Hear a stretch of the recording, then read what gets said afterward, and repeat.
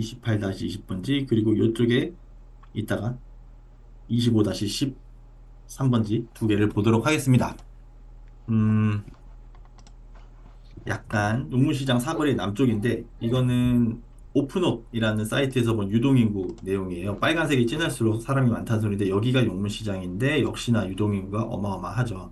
그리고 이쪽으로 내려가면 용산역이고, 어, 그래서 요 라인에 있는 건물들은 기본적으로 안 좋을 수가 없습니다. 특히 이 대로변에 접해 있다, 혹은 요 사이사이 코너에 껴 있다, 이런 건물들은 무조건 엄청 좋다고밖에 볼 수 없죠. 여기가 평당 1억을 한다는 거죠, 지금. 네. 그래서 요 28-20번지를 먼저 봤는데, 요거는 이제 임장 때도 봤던 물건입니다. 2010년도에 보면, 여기 보면 잘 안 보이는데, 용문 슈퍼라고 되어 있어요. 그냥 슈퍼하는 건물이고 되게 낡았죠. 4층짜리 건물입니다. 뭐 3, 4층은 주택으로 쓰이고 있었죠. 근데 2017년도에 보면 조금 이렇게 약간 화장을 했죠. 살짝 고치고, 여기도 마찬가지고. 그리고 2014년도에 누군가가 10억 2천에 이거를 샀어요.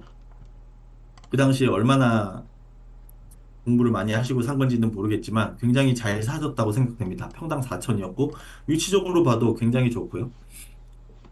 그리고 현재 추정가는 24억이니까 평당 9,856만 원입니다. 이게 2014년도에 10억이었는데 지금 25억이면 10년 만에 2.5배가 올랐네요. 14년도에 사신 분은 정말 외관만 살짝 고쳐가지고 이렇게 그냥 임차도 살짝 바꾸면서 갔는데 가치가 이렇게 올라버렸습니다. 대단하죠? 건축물 대장 보시면 뭐 특별히 한 게 없습니다. 뭐 철근 콘크리트조로 되어 있고 매수하고 4층의 지층 틀 교체, 뭐 내력벽 일부 해제 이런 거 하고 특별히 손본 게 없습니다. 그럼 등기부 등본을 보시면 김소재 씨께서 1970년도에 사가지고 계속 보유를 합니다. 그러다가 또 역시 상속이 되었네요. 2012년도에 상속을 하면 항상 상속을 하면 매물이 시장에 나온다라고 생각을 하시는 게 좋을 것 같아요. 물론 아닌 것도 많겠지만 상속 물건이 그래도 거래가 잘 되는 이유는 서로 간에 어떤 알력 다툼이 생길 수밖에 없고 좀 더 싸게 살 수 있기 때문이죠. 그래서 뭐 송기동 씨가 이렇게 매매를 했습니다. 특별할 것도 없는 등기부 등본이고요. 음, 위치적으로는 정말 너무 좋죠. 뛰어난 입지입니다. 유도인구 많고, 대로변, 코너, 건물 크기도 작지 않고, 땅 크기도 그렇게 작지 않고, 평수도 그렇고, 4층까지 올라가 있고. 이제는 뭐, 울고 보면 아무것도 없기 때문에 대출도 없죠. 들어오는 월세만 계속 따박따박 받으면서 건물 가격 올라가는 거 지켜보면서 그냥 살면 될 것 같습니다. 2.5배가 올라서 팔아야 될까요? 근데 용산이잖아요, 여기는. 여기서 절대 더 멈출 것 같지는 않은데, 송기동 씨께서 매우 매수 잘하신 것 같습니다. 맞아요. 여기 상속인들 보면, 김보영 하나, 뭐, 이런 분들 있죠. 김풀성, 김맥스 성환님, 일리노이 사시고 노스캐롤라이나 사시는 이런 분들. 자식들 참 잘 키우셨나 봅니다.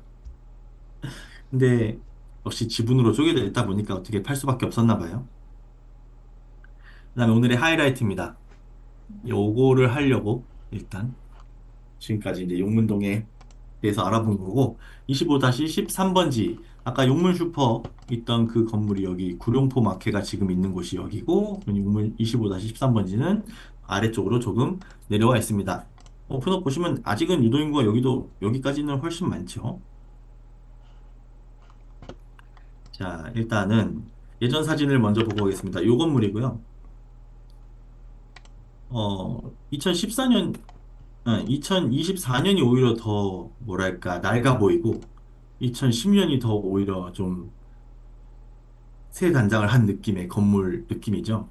2010년에는 이 건물에 가나 광고 인테리어 이런 게 있었고, 옆에 보시면 요 불꽃, 앵두, 이런 것들이 이제 방석집이 있는 것입니다.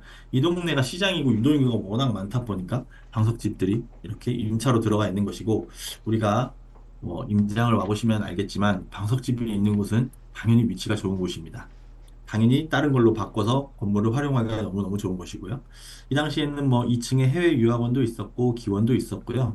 근데 이 가나 광고 인테리어는 계속 쭉 유지하다가 2023년까지도 있다가 이제 2024년에 갑자기 가나 인테리어가 나옵니다. 그러면서 보니까 얘네들 이제 철거하려는 모양이구나. 이런 모양새가 좀 보이는 것 같죠? 그리고 옆에를 보면 동남건재 상사라고 이제 뭐 우레탄, 에폭시, 벽돌 이런 거 파는 곳인데 얘네는 진짜 처음부터 끝까지 계속 같이 유, 음, 로드뷰에 나올 만큼 계속 가지고 있네요. 자, 일단 모습은 이렇게 생겼고 토지는 40평대입니다. 아까보다 조금 더 크죠? 그리고 최근 2024년에 실거래가가 38억이 찍혔네요. 38억이면 38억이면 평당 9,500만 원이거든요. 이 정도면은 지금 현재 시세를 완전히 꽉 채워서 주고 샀다라고 생각해 볼 수 있을 것 같습니다. 추정가는 얘는 이제 평당 1억을 잡아서 40억이 나왔는데 거의 큰 차이 없다고 보시면 될 것 같고요. 이거는 로드뷰에 나오지 않은 사진인데 저희가 임장 가서 찍었습니다. 이거 지금 다 철거된 상태고, 아까 1층에 여기가 방석집들이 있었던 곳들이고, 2, 3층은 이제 주택으로 쓰던 것들 다 이제 허물었고요. 요 안에도 다 허물었습니다. 얘네 철근 콘크리트 구조라서 이 뼈대만 남기고 싹 다 철거하고, 대수선 아마 들어가는 것 같아요. 이제 건축물 대장을 한번 보면, 뭐, 철근 콘크리트 연화조, 옆에 연화조는 벽돌이라는 뜻이고, 베이스 개발에서 이제 하고, 이제 소유자가 바뀌었고, 뭐, 특이한 사항은 없습니다. 자, 이제 등기부 등본을 보겠습니다. 요거는 좀 복잡하더라도 자세히 보려고 해요. 마지막 거고. 자, 1977년에 권칠진 씨께서 매매를 해서 쭉 가지고 오시다가 유증을 했습니다. 유증은 유언에 따른 증여를 말하는 거겠죠? 돌아가시기 전에 혹은 돌아가실 때쯤 해가지고 자식들한테 증여를 하는데 두 명한테 반씩 줬습니다. 그런데 유류분 반환이라는 등기가 떴네요. 유류분 반환이 뭐냐면 뭐 자식이 나한테 줘야 될 몫을 안 주면 내 몫을 달라라고 신청할 수 있는 모습 그런 것입니다. 2분의 1씩 줬는데 자식이 또 하나 등장했다는 건 뭐 복잡해네요. 숨겨둔 자식일 수도 있고 일부러 뺐을 수도 있고 어찌 됐든 이렇게 해서 서로 지분을 나누는데 이런 복잡한 거는 굳이 계산하실 필요는 없어요. 어찌됐든 이렇게 서로 지분을 복잡하게 나누고 있다가 2022년도에 준앤문 인베스트먼트라는 회사에서 이 땅을 삽니다. 요거는 굳이 제가 계산한 거긴 하지만 보실 수는 없고요. 볼 필요 없고요.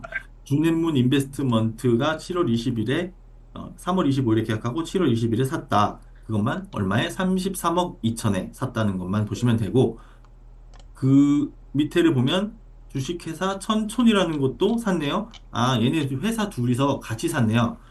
천촌은 지분 40%, 준앤문은 60%의 지분으로 그 회사 둘이서 이 자녀들의 지분을 몽땅 사서 가졌습니다.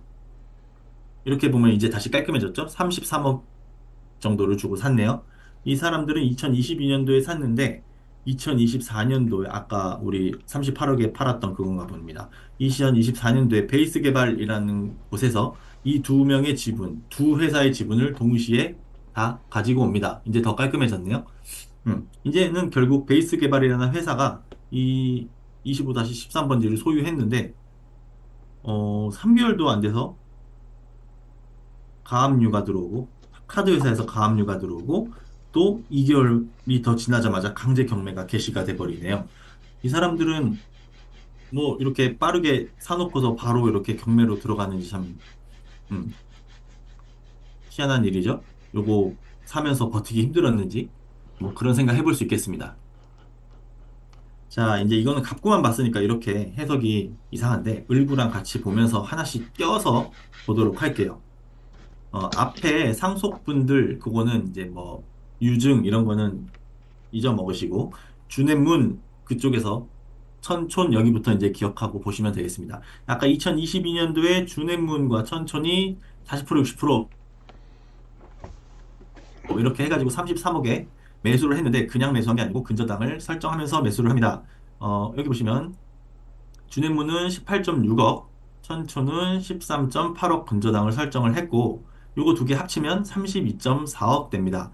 보통 채권 최고액은 실제로 빌린 돈의 120%를 설정하기 때문에 1.2로 나누면 되겠죠? 그러면 어쨌든 얘네들은 27억을 빌린 모양새가 되죠. 33억을 주고 샀는데 27억을 대출받아서 회사 두 개를 합쳐서 샀고 이렇게 되면 대출이 81%가 나옵니다. 이 대출이 절대 작다고 할 수는 없죠. 현금은 진짜 6억밖에 안 들어갔네요. 작다고 할 수는 없는데 법인 대출 80%라면 그래도 일반적으로 금융권에서는 좀 어글이 가능한 금액이라고 볼 수가 있습니다. 이게 왜 그러냐면 이게 만약에 경매로 넘어간다면 그래도 80%는 받을 것이다 라는 가정하에 80% 정도 설정해서 빌려주는 거기 때문에 이거보다 높으면 이제 문제가 된다고 보이지만 80%까지는 어떻게 찾으면 할 수는 있다. 네, 그래서 어쨌든 그렇게 해서 유지를 해야 되는데 유지가 좀 힘들었나 봐요. 대출도 많고 대출금을 갚아야 될 이자도 많고 그랬는지.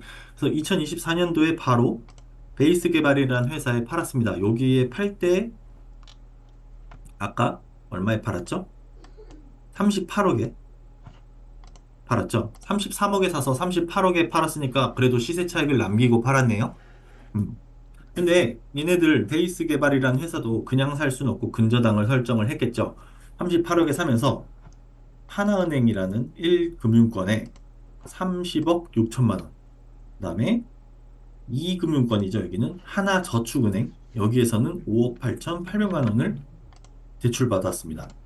그렇게 근저당권을 은행에서 설정을 했는데 또 있네요. 6억 원을. 근데 6억 원을 누구한테 받았는가? 준앤문 인베스트먼트한테 받았습니다. 개인한테도 근저당을 설정할 수 있거든요. 이게 도대체 무슨 일인가? 아, 이러면 얘네 이거 사고 싶어서 샀는데 돈이 부족하거나 뭐 어떤 이 모종의 이유로 돈을 잔금 때 덜 주고 6억을 근저당을 설정했구나라고 생각해 볼 수 있을 것 같아요. 일단 지금은 여기까지 생각해 볼 수 있겠습니다. 뭔가 다른 그들만의 급한 사정이 있었을 거라고 생각이 됩니다. 이 베이스 개발 입장에서 보면 진짜 대출이 많은데 요거 30억, 요거 5.8억, 요거 6억을 합치면 어 얼마예요, 이게? 이거 말고 채권 최고액 120%를 계산을 해서 이거 세 개를 다 계산하면 35.4억을 빌린 꼴이 되거든요. 이거 38억 주고 샀는데 채권 최고액을 계산하면 그 계산을 하면 35.4억을 빌린 셈이면 도대체 2.6억만 가지고 이 건물을 사게 된 거죠. 대출 비율은 93.1%입니다. 은행에서는 절대로 해주지도 않겠죠. 그래서 요거까지 보면 그래서 카드값도 못 갚아가지고 가압류 돼가지고 경매 갔구만 이렇게 생각해 볼 수 있겠습니다. 그리고 여기서 하나 짚고 넘어가야 될 게 있는데 근저당을 설정할 때 아까 언제 샀냐면 이분은 11월 13일에 잔금을 치렀어요. 2024년. 그럼 보통 잔금을 치를 때 은행에서는 근저당 설정을 동시에 합니다. 그러니까 여기 하나은행에서도 같은 날, 2차 은행인 저축은행에서도 같은 날 설정을 했는데 여기 준앤문 인베스트먼트라는 이 회사는 개인이 설정해준 근저당은 27일이네요. 자, 여기까지 일단 알고 계시고 다음으로 넘어가 보겠습니다.